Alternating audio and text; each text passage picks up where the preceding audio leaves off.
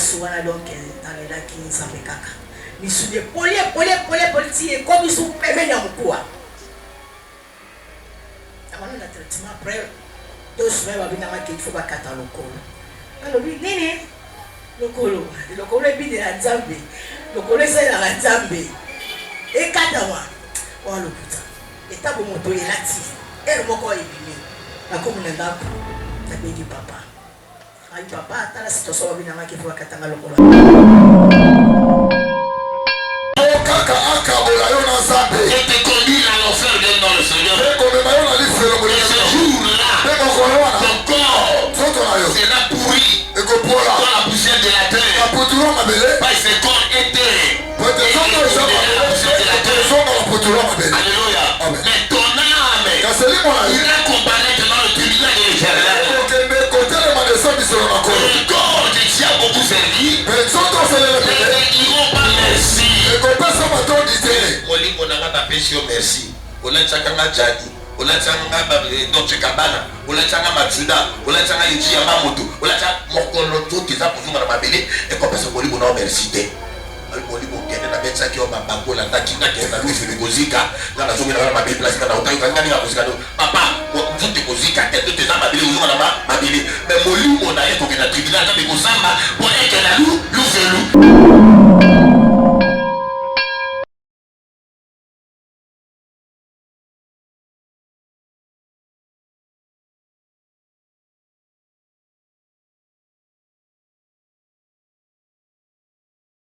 Amen. Comme on a besoin de pambati. Ils ont la révélation dans un combat. Amen. La canisi tozaka na retraite awa. Ma serviteur, ma servante tobana qui une semaine avant le 1er février. Mercredi il y a le 3 février tozaka na prière awa. Et ben non la boutou na tout est dérangé dans aussi prière. Na to na bi papa. Tout ça n'a pas passé. Alors, puis, Basako Landa, Bada Boutou. Mais, c'est ça, Amen. Tu prier, n'a pas si, et bien, on a prié mercredi, on a Nazaré qui pesa, na courage était limité, na fin de la souka pour nous.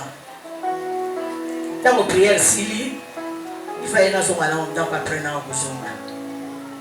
Mettez à Yébissi, papa, le binaï, que Yébissa y est.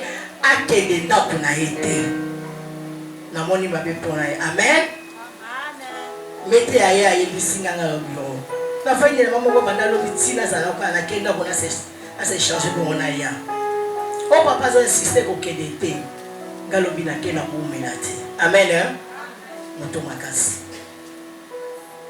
na keipe bien na komi na ndako na lie na sukoli ça s'est changé dans aucune fatigue.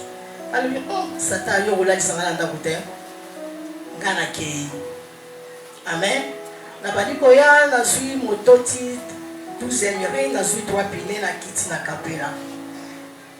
Ta na kiti na kapela moto eleki na lekisi yango eleki. Badi ko camion wana na mona kiasi wana ezaki na musika. Na zo traverser na komika na millier ya prince na okika pou mbala moko na kwe mais Dieu merci parce que ta wona kwe na so mona mutu na nga lokola bato bazo siba mutu na nga etaki na mabelete amen mutu na nga ekitaki na sete bato kande bazo simba mutu na ngai maboko na zomona lokola batiamo likolo ya musu moko munene boy amen mutu na ngai kitaki na prince et puis la perdre la connaissance dans les temps chauffeur tango a tout tinga moto ekati a démarré moto ekati kaka akiti akimi servo ko ye e botala mutazaka boya pai boye après perdre connaissance yaya ozo kende wapi na bina zo kende église wapi na pesa adresse abi ngapela za pour les papa tout ces mais na longwa nanga balokotinga batelemisinga amen basoda wana ba pesa wana ba ye ta ba ye wana ba ye kosimbanga ba démarrer mutuka démarrer amen ta la miracle ya Nzambe parce que na moment là on va te bailler que belé chauffeur pas il pas y a sur le capot akima mais semblé arrêta qui moteur amen akoti na kasa mutuka to tourner to koti côté à la police wana dans l'état na oluka ke na benga mobile ya ser mete nanda kona ibisa na moni appel koti ya mwana na liboso azaka na ipel na bi ah mama na uti église mais na okiposa na okambo na yo malobi Dieu merci ça ça me parce que olinga ko benga téléphone sur les caté auto tout amaka sikolo na Kabela université aobi maman diable za lokuta amen hein le baba dit maman diable za lokuta amen yena bani ko benga batu yonso na bengi mo mete na obaile bazaki na bike boya na Kabela batutinga to ça na presse awa na bengi mwana nga moi c'est merveille et siloana baye kokoma ntango bakomi bango moko na police bapike boke na mwe na hôpital moko eza na avenue Mombele Sara bokende kuna tokomi kuna na butu lokolo na nga oyo genou oyo mokuwa tu ezalaki libanda amen mokuwa nyonso ezalaki libanda mosusu ezalaki te awa boye evimbaki donc awa gonflement nango amen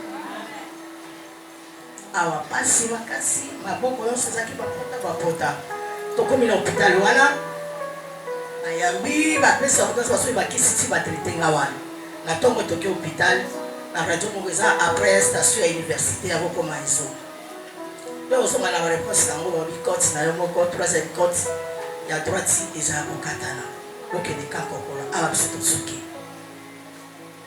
nalobi bino bosuki mais potier ya archi oyo azali amen amen papa azalaki papa nanga abondeli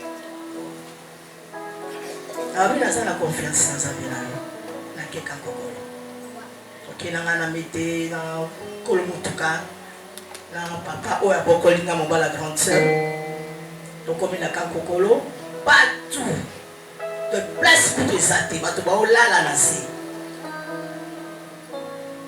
bazwi batraite nga selo radio wana ezalaki na mai na poumon na koti wana ekatani docteur wana yambai nga akei basombi bakisi na batonga wana batoboli batonga nene wana ke babenda mai ata eloko te tous les deux côtés apesika traitement ti esili alobi naza na esika na otia yo ana hôpitalité na eta na yo na se esipa te bozonga ndako kisi yango oyo ozwaki pendant 3 jours lundi oyo akoya parce que ezalaki jeudi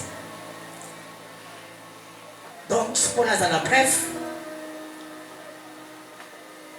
nakei lundi nazongi batalitali lisusu après une semaine atindi ngai lisusu asala radio nasala devant na pembeni bareponse nango eza nango négatif nzambe asi azongisaki mokuwa oyo akelaki amen satan eshue wana aye kovimbisa koto esika evimbaki eza makila noir apolisi yango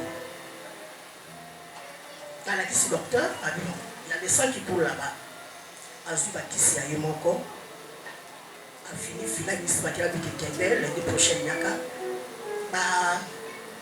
basala yo balongola biloko wana epolio wana ndeko na ye lundi azalaki tatinike pa kapitaine moko boye ya mwasi nalobi docteur abaki mposala eloko wana il faut anesthésie alobi jamais nyonso epoli naotia anesthésie wapi napesa oyo ya mobimba oke nasala lokale ayo esika otia anesthésie eza te babandi kokata place wana donc nalelaki nzambe kaka misuni epoli ti ekomi su pembeni ya mokuwa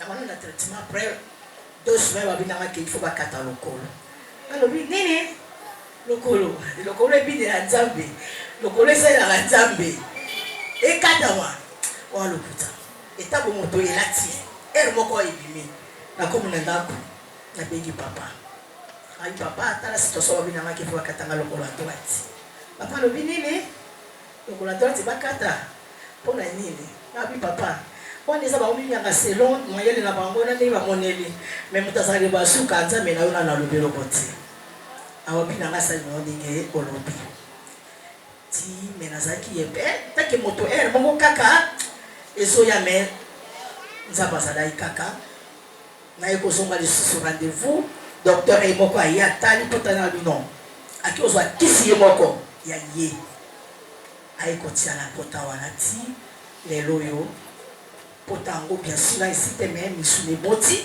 esi emati amen yango wana ndeko osala kopesa yo tosalela nzambe na mosolo totambola na kobanga nzambe defisa nzambe nyongola mosala na ye ntango ozosala awa osalela tusa te namoni bolamu ya nzambe nga moko mete wana akositenga ni un franc awabi na ngai obike nazomona okola mama abotinga motema na ngai ezotina ngai te keye nasenga mbongo tosalela nzambe tobanga nzambe tolinga nzambe nzambe ya tuser aza na bongoye peut-être ntango omonaka ye boye oyebi eloko eza te eloko eza ngai nango nde tobanga nzambe te yango mpe ezomona amen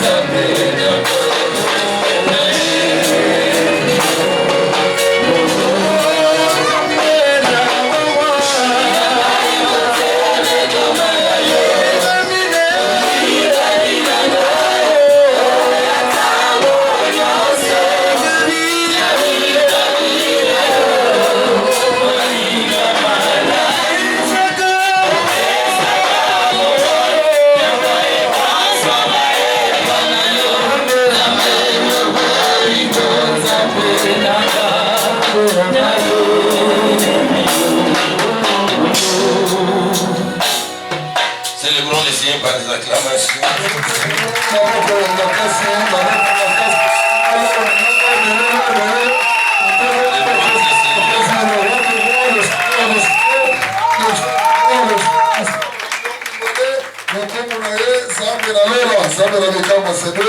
Gloire à Jésus. Nous lisons la parole. Luc chapitre 19. Nous prenons verset 28 et nous descendons.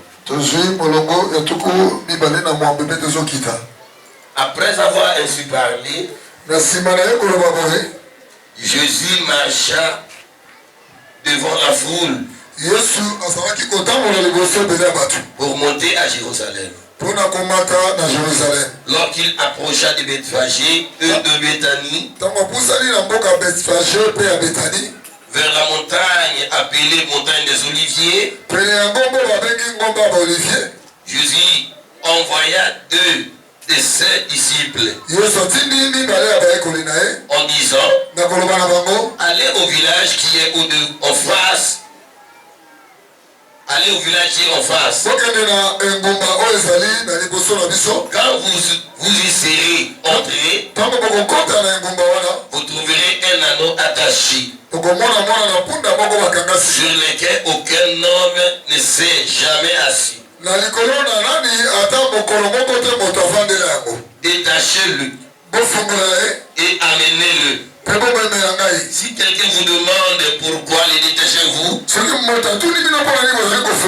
vous lui répondrez: le Seigneur en a besoin. Ceux qui étaient envoyés à l'heure et trouvèrent les choses comme Jésus leur avait dit. Et comme il le détachait l'anneau, ses maîtres leur diront: pourquoi détachez-vous l'anneau? Il répondit: le Seigneur en a besoin. Et il amenait à Jésus l'anneau, sur lequel ils jetèrent leurs vêtements et firent monter Jésus. Quand il fit en marche, les gens étendiront leurs vêtements sur le chemin. Et lorsque déjà l'approche de Jérusalem, vers la descente de la montagne des Oliviers, toute la multitude des disciples, saisis de joie, s'est mis à louer Dieu à haute voix pour tous les miracles qu'il avait vus. Il disait: béni soit le roi qui vient au nom du Seigneur. Paix dans les ciels et gloire dans le lieu très haut. Quelques pharisiens au milieu de la foule diront à Jésus: Maître, reprends tes disciples. Et il répondit: je vous l'ai dit, si c'était les pierres crieront comme ils approchaient de la ville. Jésus, en les voyant, plissa sur eux et dit: si toi aussi, au moins en ce jour qui t'est donné, vous connaissez les choses qui appartiennent à ta paix. Mais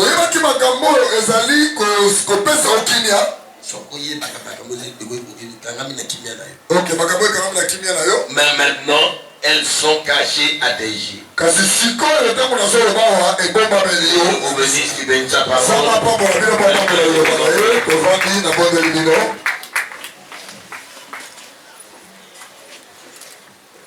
Alléluia. C'est bien dans le Seigneur. Que Dieu bénisse ta présence dans cet endroit.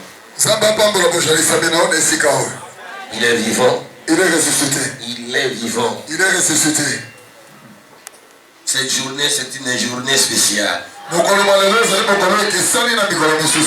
sommes venus rendre à Dieu des actions de incultation de grâce. Un hommage qui lui est dit en rapport à la souffre de vie qu'il m'a accordé. Il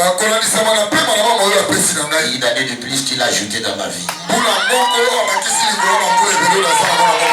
Bible déclare entrer dans la maison de l'Éternel avec crainte et tremblement et rendez lui des actions de grâce.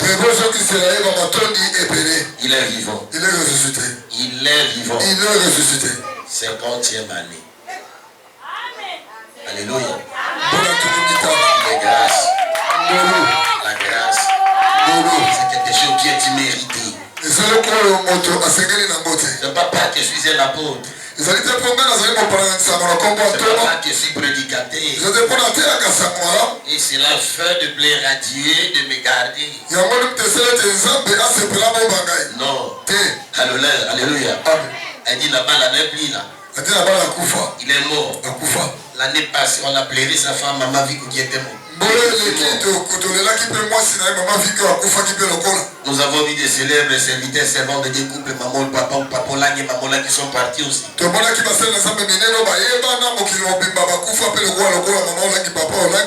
Chapitre 14, verset 7. La Bible déclare nul parmi nous ne vit pour lui-même. C'est pour le Seigneur que nous vivons. Est-ce qu'il y a quelqu'un qui est d'accord avec la parole? Il y a quelqu'un qui croit qu'il vit pour le Seigneur. Alléluia. Dans Actes d'Apôtres chapitre 17, la Bible déclare en Jésus-Christ, nous avons la vie, le mouvement et l'être. Alléluia. Lorsque tu dors, Jésus a appelé les profonds sommeils dino de la mort. Lorsque nous dormons, nous perdons notre existence humaine. On se réunit dans un état d'inconscience. Il y a l'ombrage de la mort. Et il y a aussi certaines personnes qui ont passé la nuit avec nous demain. Mais qui ne se sont plus réveillés. Alléluia. Alléluia. J'étais avec une sœur, maman d'entre nous ici. Hier, elle est venue me voir ici à l'église. Elle dit, papa, ma fille devrait venir. Tu racontes. Mais son ami fille unique a perdu sa mère. Il y a eu une petite dispute avec sa maman le soir. La fille est sortie pour ne pas revenir à la maison. Et lorsque les gens sont venus le matin toquer maman, elle ne parlait pas, mais elle avait passé la nuit au bon santé. Elle dormait en bon santé.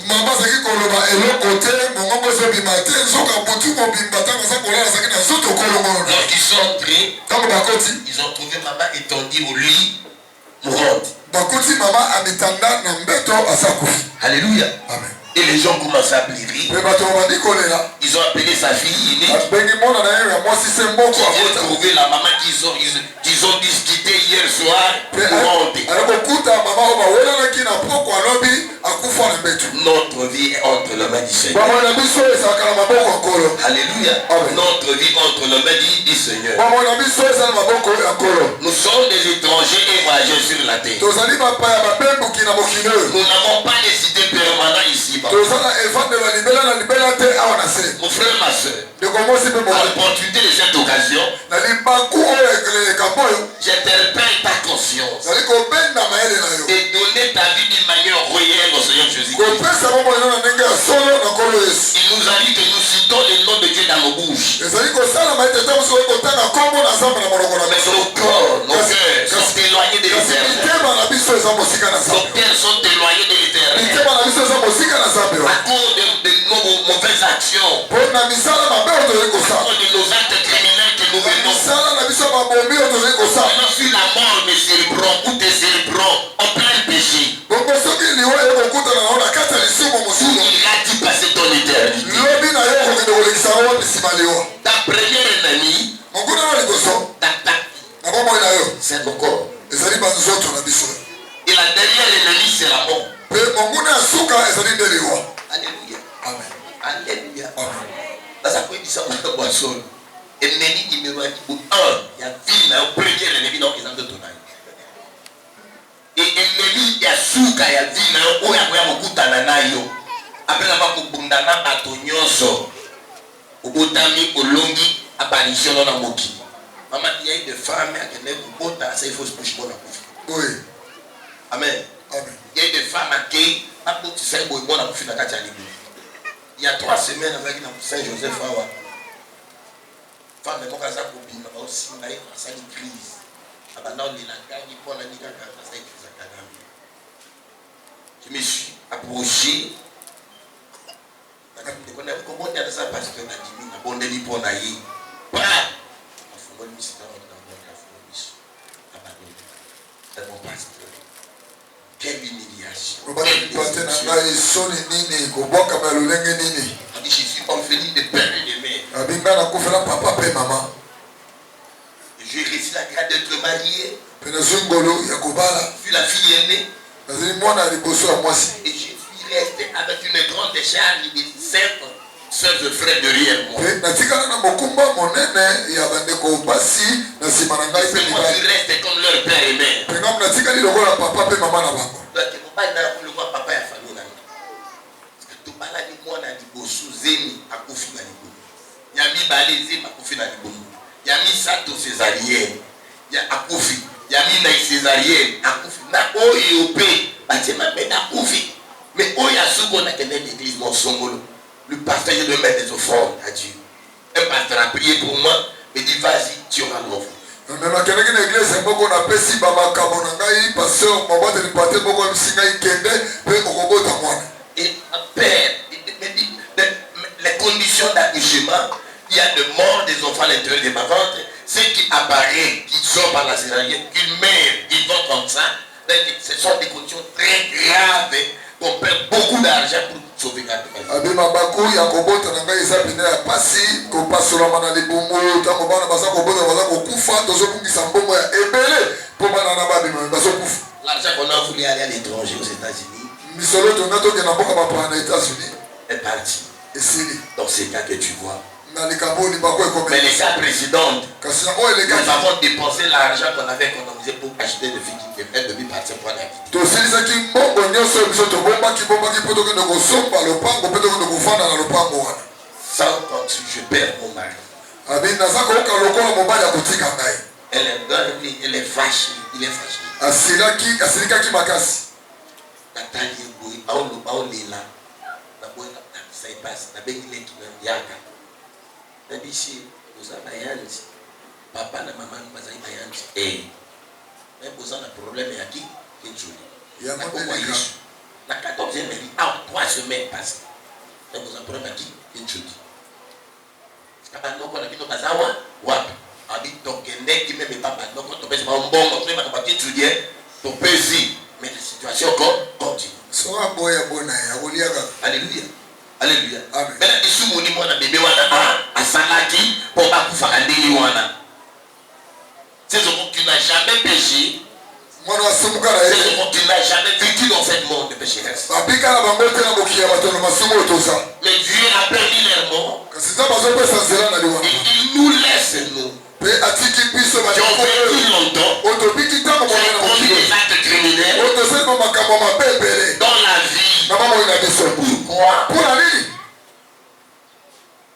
Marie Ézéchiel déclare ata kosekela azoloba que notre Dieu c'est un Dieu qui ne désire pas la mort d'un méchant, nzambe na biso azali nzambe alingaka te kufa moto mais mabe il veut que le péché se répande kasi alingi ete bato mabe babongola en bito fait qu'ils vivent. po ete basala na baso bomoi Alléluia. Amen. Alléluia. Amen. Bien, on ne sert pas Dieu par l'apparence. alinga mbi basalaka nzambe te na bilongi mibale On ne vient tokobaka pas dans la présence de Dieu d'une manière apparente. bayaka te na bozaliselo na nzambe mpo bato kaka bamona me nzambe namona yo Dieu se présente et nzambe azomitalisa vient à la rencontre de celui qui a disposé tout son cœur. ayaka na bokutani na moto alengeli motema ne mobimba mpo na ye Jérémie chapitre 29 verset 13. bokanda yeremia 29:13 Il est stipulé, vous me chercherez moi l'Éternel votre Dieu. ekomami ete bokoluka ngai yawe nzambe na bino Et vous me cherchez que si vous me trouverez si vous me cherchez de tout votre cœur. mpe bokokutana na ngai kaka soki boluki ngai na mitema na bino mobimba Alléluia. Amen. Si ton cœur n'est pas disponible à Dieu, soki motema na yo ebongisami na nzambe laisse-moi te révéler à l'occasion de cette journée tikanga nalobela yo na mokolo ya lelo que tous les signes du temps de la fin se sont manifestés. bilembo Thessaloniciens, Bible bila mokanda Thessaloniciens. avant notre revenement avec le Seigneur dans les airs, Yambo bokutani na biso na kolo Yesu na mapata ekoma. que personne ne vous séduise d'aucune manière. Moto boko tapembu sabino na lenge songolo pakala. Vous venez vous présenter quelques inspirations comme quelques lettres, comme si venait chez nous que l'apparition de Christ a été déjà faite. Poma memela bino ba mikanda lokola eutake pa na biso maloba yango ete Yesu sa talisemi na kasasa songi na mokili. L'enlèvement n'a pas encore été réuni. Konato amana de salamité. Paul déclare, Voilà lobi. avant ces jours-là, Yama moko wone koma. il faut que l'apostasie vienne. Yes, esere nanu makao mabe ekota na mokili pele. L'apostasie, OK. la séduction, Lipengu. la séduction vient. Lipengu ekota. Et la séduction est déjà venue. Lipengu ese yeti na église ekoti. Alléluia. Amen. La séduction est déjà venue. Lipengu ese ekoti. Après l'apostasie, Sima makao nous mabe. verrons l'apparition de l'homme du péché. Tokomona botalisa ya Satana na miso boye. Est-ce que nous allons chercher les Satan? Est-ce que donc towe koluka Satana? Lorsqu'on suit des jeunes ici, à Kinshasa, Tanto tozaki bilenge awa na Kinshasa. aller trouver un charlatan. Polo kunokuta na nganga. Il faut aller dans le Makala Ngunza. Faut que la makala ngunza baseleba. Il va dire que c'est le Mao. Voilà. Mais aujourd'hui, Kasi lelo. les charlatans, Banganga. les magiciens, Batasoloka. les occultistes, Batabolili. tous sont des clubs. Lolenge nyonso basanga bonganga. Téléphone. Basanga makoka na Ils sont téléphone. dans ton téléphone. Basanga na Et tu téléphone. marches avec eux dans ton téléphone. Pe ezotambola bango elongo na téléphone na yo. Eza bongo. Alléluia. Amen. Alléluia.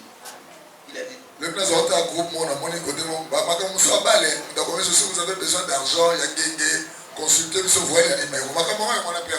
Alléluia. Amen. Yaya, Satana a chaillé.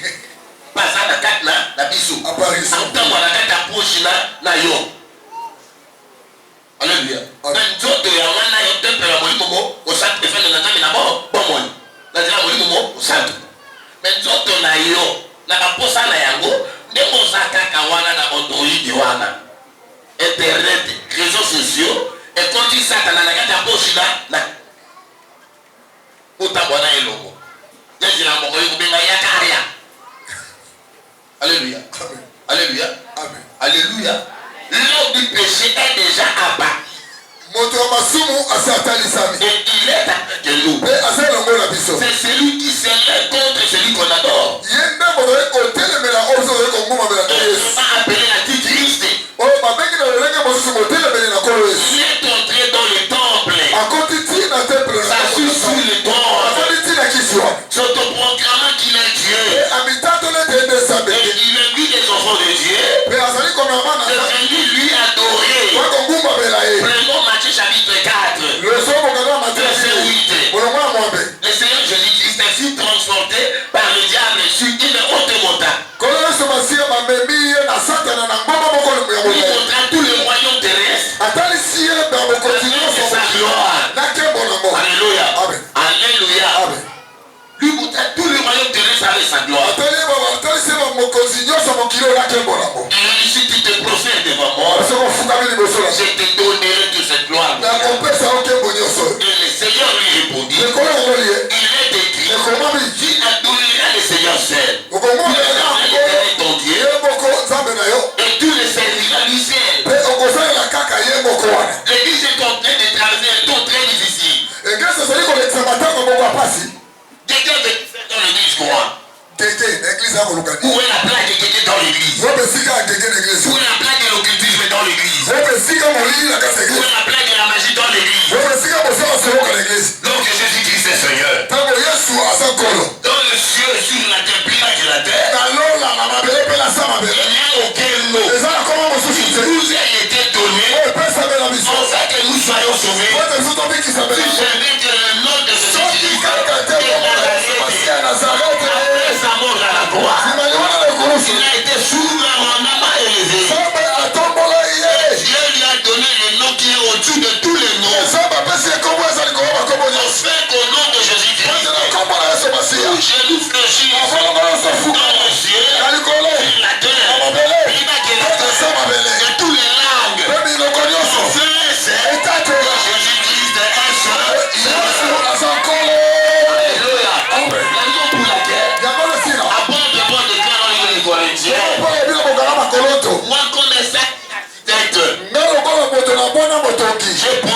fondements. Que chacun de vous prenne sa pierre. Ajouter là-dessus. Et qu'il fasse égard. Avant d'ajouter sa pierre. La personne ne peut poser un autre fondement. Que celui que nous avons posé. Et de ce fondement. Et de connaître seulement le Seigneur Jésus-Christ. L'église n'est pas un Dieu de spectacle. Nous venons dans l'église pour vous présenter le Seigneur Jésus-Christ. Tout en étant un Dieu véritable. Il est le maître du ciel de la terre. Tout en étant le maître du ciel de la terre. Il a fait que tous les habitants de la terre, malgré la diversité des langues, des races, des continents, nous sommes tous ici de celui d'un seul sang. Alléluia. Alléluia. Et Dieu a fixé un jour qui vous appellera tous. Dans le jugement de son crime terminal. Que chacun de nous se repentit et abandonne sa vie au Seigneur. Afin qu'il vive. Afin qu'il échappe au jugement. Car celui qui croit la parole de Dieu et le met en pratique et placera plus au jugement. Parce qu'il est déjà sauvé par la foi de la parole. Mais celui qui ne croit pas, il est crédit, il est jugé pour la perdition, pour aller dans un lieu de tourment éternel. Et nous appelons au fer. Alléluia. Alléluia. Tu te disais que ta chair est un premier ennemi. C'est en connaissant des causes. Alléluia. Nous sommes séparés des diacres de nos chairs. On a dit dans l'homme c'est l'esprit. C'est Jean de Liban, on a dit dans l'homme c'est la chair. En réalité dans l'homme c'est l'esprit. La vie d'une personne est comme le tabernacle. Vivante. Le tabernacle avait 3 parties. Il y a eu le parvis extérieur, le maîtresse. Il y a eu des séparateurs de la voile. Le parvis c'est la partie extérieure. Alléluia. Alléluia. Et dans le parvis, il y a le parvis consiste à un message évangélique. Le parvis consiste à un message évangélique. Le message doctrinal. Et le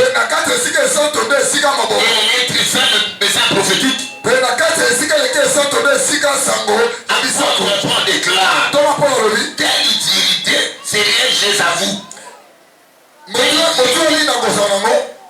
lorsque je viens chez vous, en vous parlant seulement en prophétie? Si je ne vous parle pas dans la révélation, c'est dans la doctrine, il est vivant. Amen. Alléluia. Amen. Les noms pasteurs ont un mystère. Ton mari n'a pas invité. Il y a un mystère. La Bible déclare ce qui est caché est pour Dieu et ce qui est révélé est pour nous. Et l'église aujourd'hui ne veut pas écouter la parole de Dieu. L'église veut qu'on fasse des cérémonies. Ils sont rendus des pasteurs, des escrocs. Alléluia. Ils multiplient des stratégies contre les charlatans du monde. Pour chercher l'argent. En l'église, c'est le lieu le plus haut élevé du jugement. Comment est-ce que personne non convertie verra Dieu? Il y a plusieurs d'autres lui qui fait la vérité de leur vie à cause de la chair. Alléluia. Mais la chair que nous nous glorifions c'est quelque chose de rien sans valeur. Parmi Parmi tous les parties qui constituent la vie de l'homme, la partie la plus inférieure en valeur, c'est ta chaîne, ma chaîne et la tienne. Et la porte d'entrée du dia, le terrain légal du combat de Dieu avec le diable. C'est notre chair. La raison pour laquelle dès qu'on lit chapitre 5, verset 1, apôtre Paul déclare, j'ai bien dans le Seigneur, par la compassion de Dieu, je vous conjure que lors que votre tente terrestre que vous habitez sera détruite, la tente terrestre, c'est notre chair. Vous avez un édifice dans le ciel qui n'est pas conçu par de mains des hommes. Alléluia. Il est vivant. Il est ressuscité. Nous sommes pour les coufis. Nous sommes là, nous sommes là. Nous sommes là, nous sommes nous toujours la vie. Alléluia. Alléluia. Amen. Baposa ya nzoto eza na bokeseli na baposa ya molimo. C'est à cause de la chair que plusieurs personnes d'entre nous sont en inimitié avec les autres. Ils ont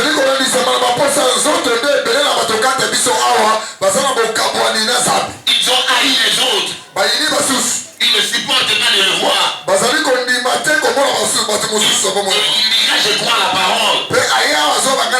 Mais je suis en train de lui éviter. La Bible déclare la main qui t'amène à la chute. Coupez-le.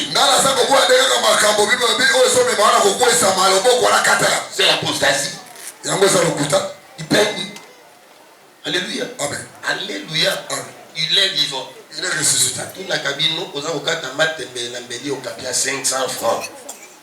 Matembele pété vitamine balan basala on a bilanga ya kan kokolo o baba wa sadika wisi et des vitamines quand on kata mbeli et kata matembele pe double les autres ça mo sa matile tanga na matembele o bokelo koni o boka matembele to boka mbeli mbeli ya yo moko matembele bali matile tangi o sukola o la bangolia yango mais c'est un déconnant ça yo mabe ko limisa ede pas on a déconné il faut kata yo boka même mbeli na matembele à 500 francs mbeli à 500 francs o boka mote même déconné que là moi ça ni mange attendre sinon la semblance de Dieu au niveau boka yo kata yo dans la éviter dans éviter voilà biloko nyonso to ana posa ya tout. Amen. Alléluia. Amen. Alléluia. Amen. Alléluia. Nzoto etol na baposa mabe bilulela pite ekobo lokuta escroquerie hypocrisie bilongi mibale koyina kotonga koswana kofinga makambo so posana nzoto l'orgueil la manque d'humilité. Alléluia. Tombola ma paix. Ngana que c'est pardon. On y est. Il y a un niveau là. Il y a un niveau ya motezaka kanzambi. Amen. Il y a un niveau ya motezaka kanzambi. Voilà tout le monde ya nzoto. Biloko surtout tana ko salisa. Et là on prend ta relation na Zambi. Quand Dieu n'a pas aimé le péché, et Dieu ne touche pas le péché. Zambi le biso Zambi abasumu kité pe ayolaka basumu kité. Le diable est en train de jouir de ton corps, de manipuler ton corps. Donc des désirs contraires à ceux de l'esprit. Pour briser ton intimité avec Dieu. Et te conduire à l'enfer dans le Seigneur. Et ce jour-là, ton corps sera pourri dans la poussière de la terre. Parce que ce corps était. Alléluia. Mais ton âme ira comparaître dans le tribunal de l'Éternel. Le corps que tu as beaucoup servi ne diront pas merci. Molimbo nanga na pesio merci. Olanchanga jadi. Olanchanga Dolce Gabbana. Olanchanga Matsuda. Olanchanga Iji Yamamoto. Olanchanga mokolo tout ça pour nous na mabele et comme ça molimbo na merci te. Avec mon livre qui est dans la qui on bakola na kinga qui est dans le fil gozika na la zone na ma belle place na otayo kanga ni gozika papa mo tout gozika te tout ça ma belle uzuma na ma belle mais mon livre na yeko na tribunal na beko samba pour être na lu velu ni skala mo na moto la genda. Alléluia. Nous prenons soin beaucoup de nos causes. Et non l'autre. Nous avons les santos de 3, 4, 5, 6 fois par jour. Ou bien ce qu'on a de 3 fois par jour. Aujourd'hui, il y en a 4, 5 fois par jour. Maquillage, je parle à ma maman, vous avez un miroir, attends 10 fois par jour. Ma maman, vous souffrez, attends 10 fois par jour. On t'a un miroir, à ballon à souti boy, à tia boy, à tia rouge, simité, à tia boy, et la main à tia couleur rouge, maquillage à rouge, et la main noire, et à blé, ya boy. Papa, bilo, qu'on y saute tout. Dès qu'on a quelqu'un qu'on y sali, dit pour la molie, on a, nanyo. Amen. On a mutuka papa telemi omitali nan. Amen. Alléluia. Alléluia. Alléluia. Il y a des frères et sœurs, même des pasteurs aujourd'hui, dans les réseaux sociaux, donc sur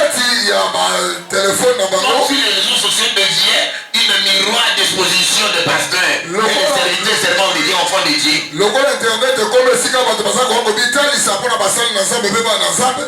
Des païens, selfie.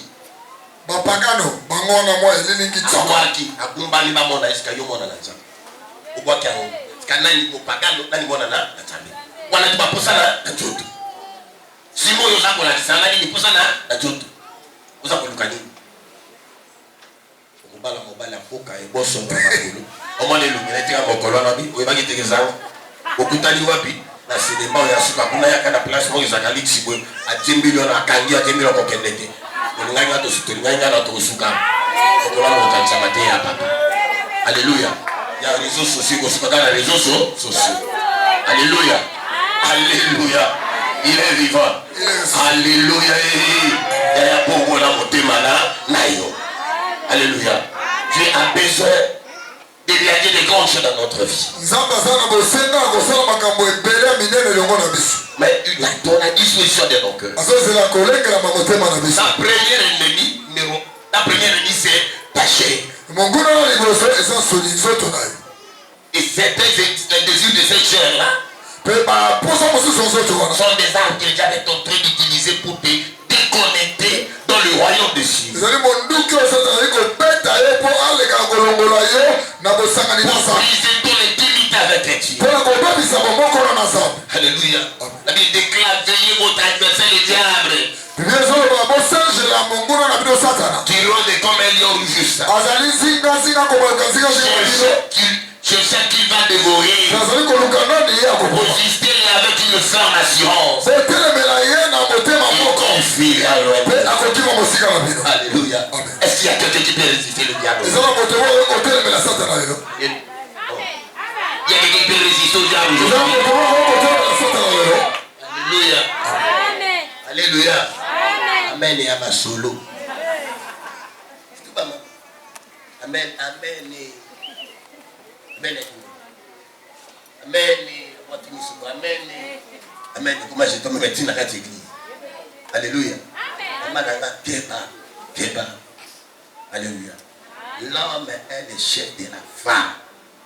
Car l'homme a été créé dans le monde de l'éternel.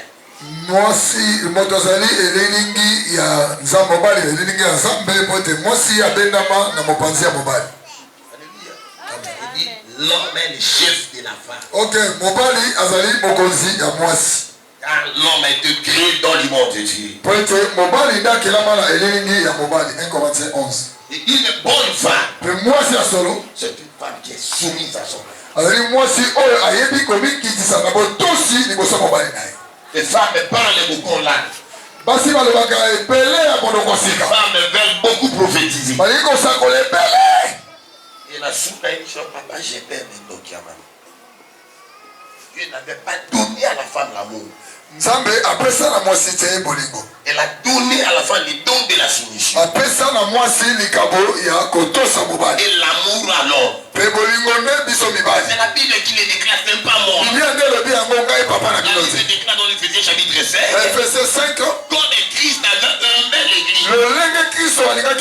Et s'est sacrifié pour son église. Il faut que l'homme qui aime la femme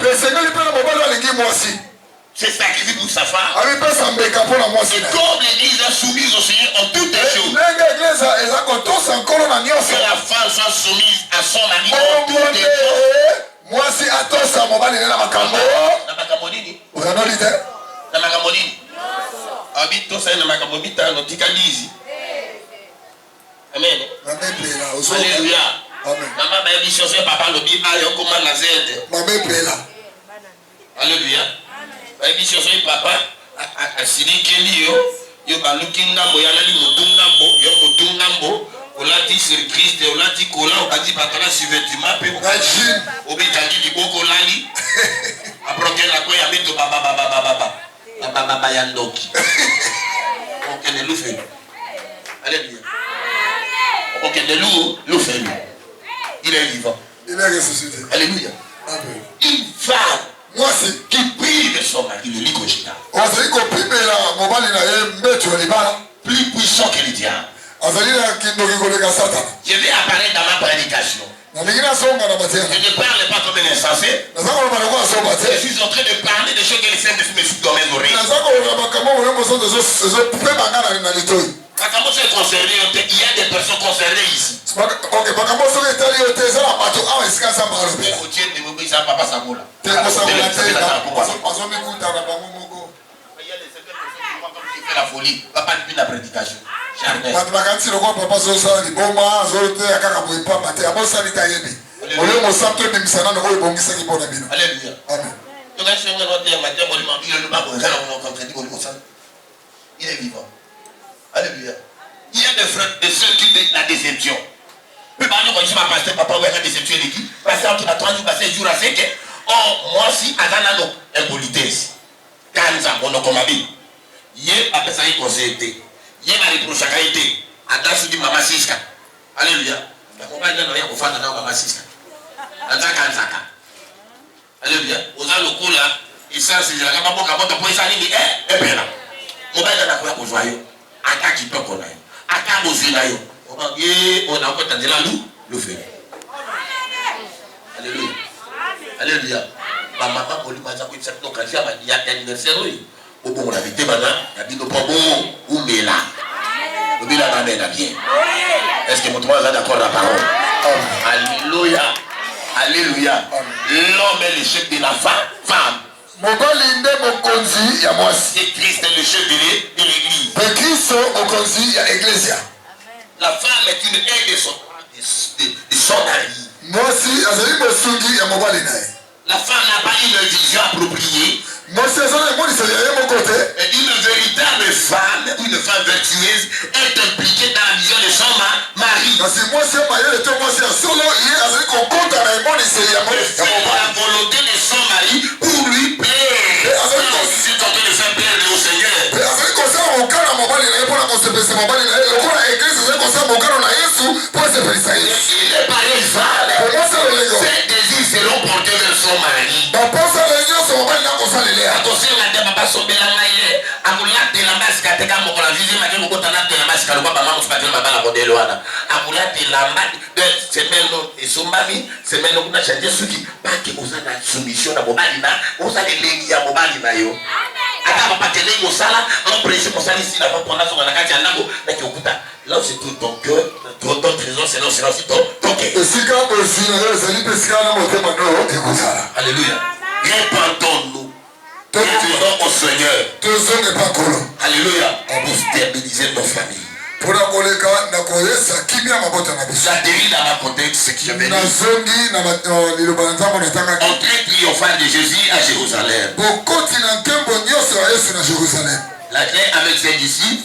azali kokota na bayekoli na ye. Une assez grande foule le suivit. ebele na bato bazali kolanda ye.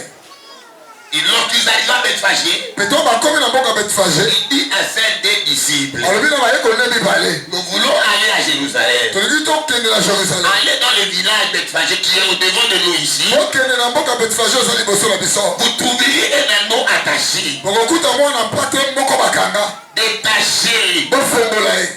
Et c'est un anneau que personne ne s'est assis sur lui. pe ezali mwana mpate oyo moto no na mata likolo na ye te. Détachez-les bofongola et ye amenez-les. pe bomemela ngai ye. Si quelqu'un vous demande raison, soki moto atindi no mponi bofongola dis-lui le Seigneur en a besoin. oyebisa ye kolo aza na bosenga na Cette yango. année, le Seigneur a besoin de tout un chacun de nous. oke mbula oyo kolo azali na posa bosenga ya moko na moko na biso.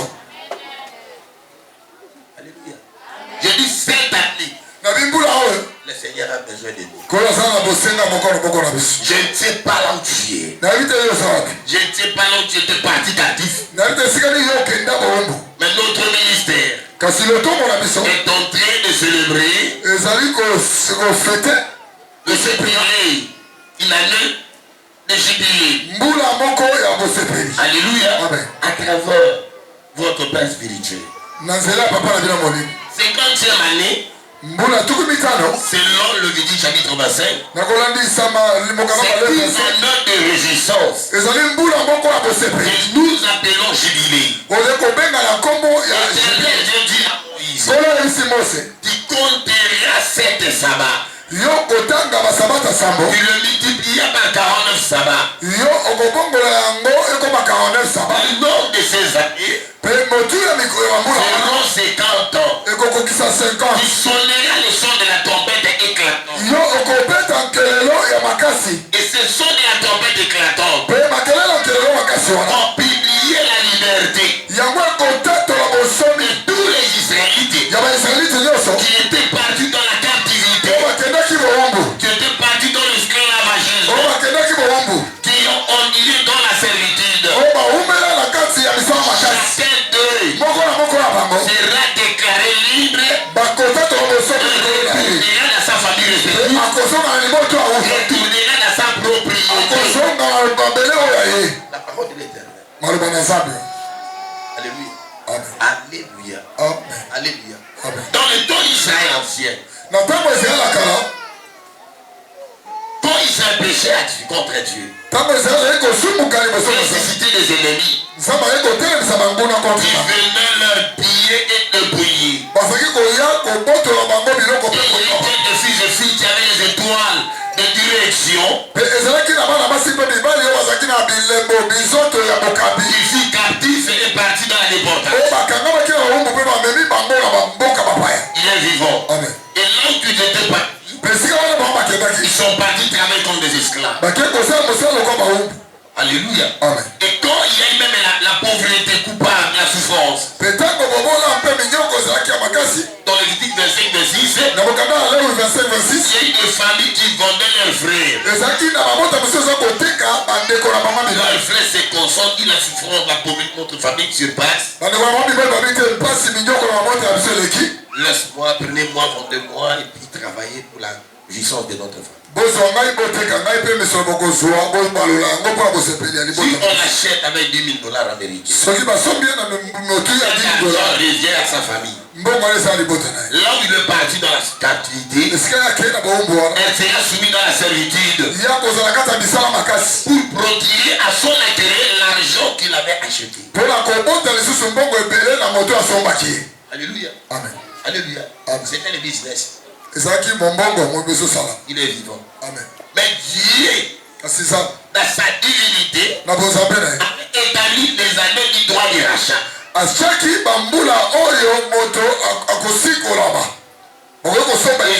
entre les 50e années et parmi les années du droit de rachat, si j'étais vendu captif, la famille était vendue sur le plan générationnel. On vous a scellé par une empreinte malédictionnaire générationnelle. La famille est soumise aux pauvreté, souffrance et coupable. La 50e année arrivera. Ça ne sera plus un temps de la servitude. Ça sera un temps de jubilé. Dans la 50e année, l'année du droit de Alléluia. Dans le son de la trompette sonnera. Dans le son de la trompette, c'est la parole de Dieu. Celui qui écoute le son de la trompette déclare. Aujourd'hui, tu es le plus erré. Tu as déjà écouté le son de la trompette éclatant. Tu es en train de publier, de réclamer en liberté. Tu t'es arrivé parents. Après avoir fait un pacte, allez au cachet dans le monde de ténèbres. conduit la famille sur d'une manière globale dans le monde éternel. Aux esprits des eaux, dans les séjours des morts, dans la bourse, dans le temple des et la famille est en train de souffrir. Il est parmi les victimes. Il ne peut pas se marier, il ne peut pas avoir des enfants. Tu travailles sans rémunération. Tu fais le business sans épanouissement. Il y a des opportunités sans profit. Aujourd'hui, occasion de ma 50e année, je suis venu sonner les sons et la trompette de pour proclamer et publier ta liberté. Publier la fin de ta servitude. C'est le pouvoir. L'esprit dominant sur ta vie. Aujourd'hui, tu es déclaré acquitté dans ce serment, dans ce pacte, dans ton prisonnement. Tu es en train de publier ta liberté. Non pas seulement ta délivrance, déclare que tu dois retourner à ta famille respective. Tu dois retourner à ta famille respective. Tu dois retourner à ta famille.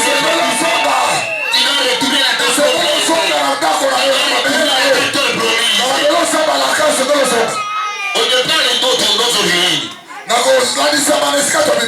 origines éternelles. Il est une étoile d'une grande lumière. Il est une étoile d'une grande direction.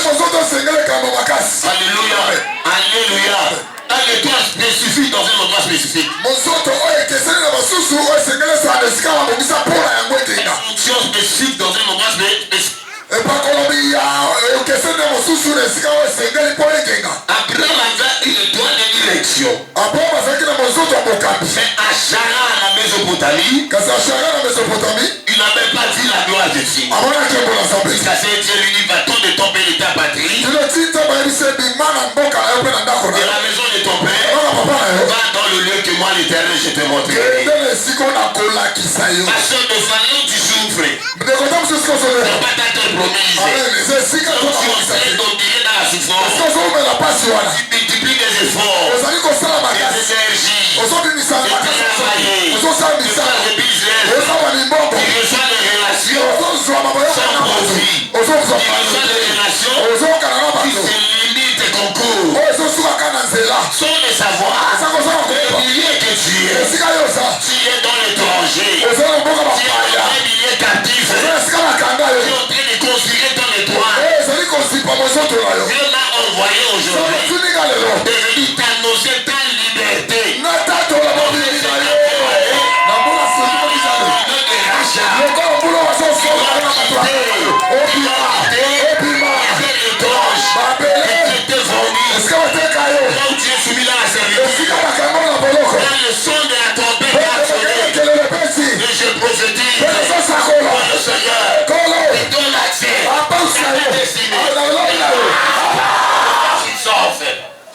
Et tu sois libre. Tu sois libre. J'entends ta liberté. J'entends ta liberté. Sors. Allez, les amis. Tu dois aller chez lui. Je prophétise la fin de sa servitude. J'ordonne la liberté.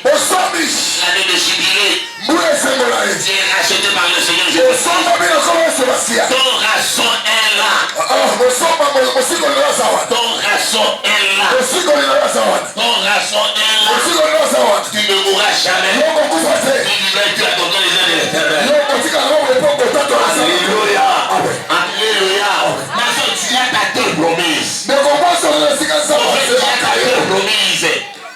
Tu as ta terre promise. Au milieu de lui ici, il y a les Africains. Au milieu de lui ici, il y a les Européens. Au milieu de lui ici, il y a les Américains. Au milieu de lui ici, il y a les Canadiens. Tu diras un Africain, il ne pays contraire que le Congo. Si tu seras dans une terre étrangère, un endroit de ta servitude, un endroit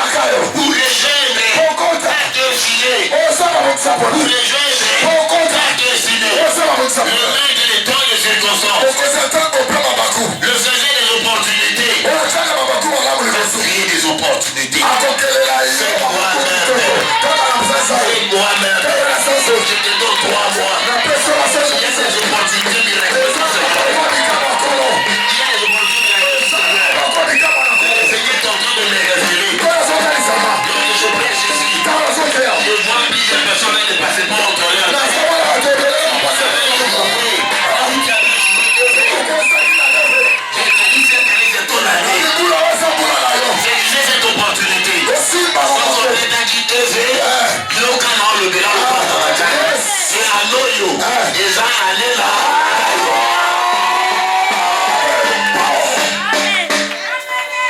Alléluia. Les voitures ne connaissent comment cela se fait-il. Marie allait demander à l'archange Gabriel. Comment cela se fait-il? L'ombre il s'est décidé. Il deviendra grosse. Quand c'est impossible au sort. Impossible à faire. Et tout est possible à faire. Est-ce qu'il y a une personne qui croit ici avec moi? Il y a une personne qui croit avec moi. Que ça est là.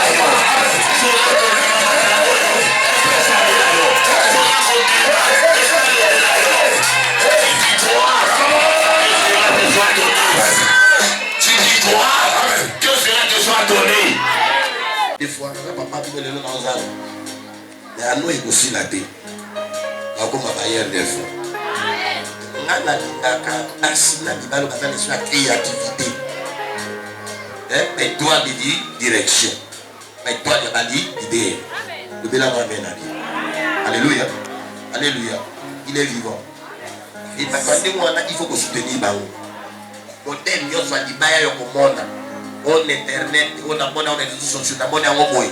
Il y a qu'à ne pas de la victoire, Allah qui veut s'allier pour ta boy, t'attends le Québec. À quoi mannequin? Tu es le Colomoye, à ta photo, tu es la prendre, à bébé que mannequin. Mannequin, mais du Colomoye, à combien de Dilix? Est-ce que ça du sous? Est-ce que ça du sous?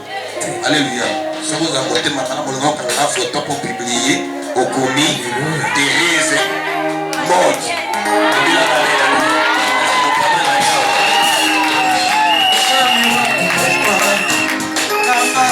Alléluia. Alléluia. Donc, si vous avez moi dans le débat, la bonne de l'eau, à Ibaya, et pour ta JPT, et pas dis-moi qu'il y a beaucoup de bruit à votre. Amen. Donc, vous avez un numéro, il y a un numéro de Amen. Alléluia. Il y a famille pèse la chose. Moi, $10. Au fait, t'as $8 pour là. Ça, il a dit, il y a famille pour ça. Les années, il est Emma. Les amis. Il est vivant. Amen. Et correspond. Correspond. Et puis, il a pas la bâtie. Et il a volé. Amen. Alléluia. Papa, nous sommes bien costumés. Pas de Québec, va contribuer. Ma maman, na Septania, na Leti. Ba de contribution na bino yo surtout ba na botanga lokola na osamba boza bana na honneur ya papa iza bana na n'est-ce pas ça? Alléluia. Alléluia. Alléluia. Liste iza molai. Soyez vu le loté na dit d'ici mercredi pour pas molanga. Moi je l'en prépare il faut me la. Est-ce que ça dit on a fait? Est-ce que ça dit on a fait? Quand ça dit na bikava papa molai. Seigneur, la parole du Botangoyou, ton esprit saint le rend capable d'interpréter la vision de ce ministère. Ton esprit saint leur donne une libre action dans leur destinée, soit la provision de leur vision, et que cette provision leur soit donnée pour une vie excellente et émergente. Contribuer pour l'avancement du ministère avant que ton peuple sera béni. La sangouli n'a qu'à la mission, il y a qui vous la comme ça, contre la bouche. Quand on lui dit, il n'y avait pas de cette gens. Si tu peux venir pauvre, tu peux venir riche, à cause de ta parole. La parole, il faut que ça vous parle de l'aïe.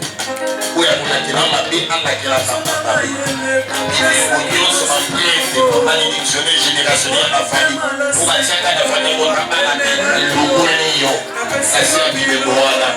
Dans le logo, il dit quoi pour vous là? Il dit quoi du caca quand on peut nous avoir. Yesu Masi Anzambi ou Anaudéa. Alors ils ont dit tout à fait comme les compagnons sur la Satana. Afin au Mosia le coup, au Mosia Bosu. Au bas le coup, au bas la Bosu. Moi, où il poursuit la tête, on aura la surprise agréable, la bénédiction financière, le divier, c'est déjà réservé à faire. Ça va faire ça pour ça, après ça au fond. Ça va pour ça au Seigneur de notre Père. Dans la histoire pour dire à papa, pour dégager solo, il a où il pas pour la vie, au tabi la tibolo. Osez, il y a l'eau là qui est là, que la graisse de la tête soit ton partage. ta ishta corbeille eza fufu eza na bwite ebombeli na misolo na ekauka te eza na mosi na mosi pepa molama dans le nom de Jésus nous avons assis et